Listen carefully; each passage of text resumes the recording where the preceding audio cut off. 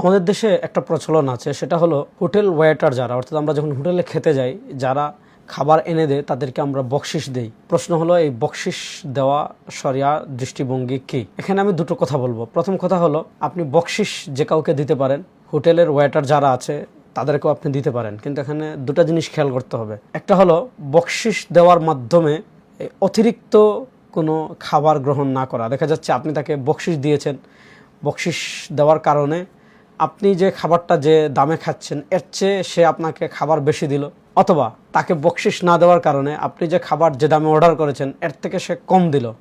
অর্থাৎ বকশিশের বিনিময়ে অতিরিক্ত কোনো খাবার, অতিরিক্ত কোনো সুযোগ বা অতিরিক্ত কোনো কিছু না গ্রহণ করা। আপনাকে সে যা কিছু আপনার প্রাপ্য সেটাই দিয়েছে, এরপর আপনি তাকে কিছু বকশিশ দিয়েছেন, সেটা দেওয়া জায়েজ আছে। কিন্তু বকশিশের কারণে সে আপনাকে আলাদা কোনো সার্ভিস দিল, অর্থাৎ খাবার একটু বাড়িয়ে দিল, অথবা আপনি বকশিশ না দেওয়ার কারণে সে আপনাকে একটু কমিয়ে দিল, কমিয়ে দিতে পারে, এজন্য আপনি বকশিশ দিয়েছেন, এই বকশিশ দেওয়াও জায়েজ হবে না, গ্রহণ করাও জায়েজ হবে না। কিন্তু সব সার্ভিস ঠিকমতো দেওয়ার পর আপনি যদি তাকে বিল দেওয়ার পর কিছু বকশিশ দেন, সেটা জায়েজ আছে, কোনো সমস্যা নেই।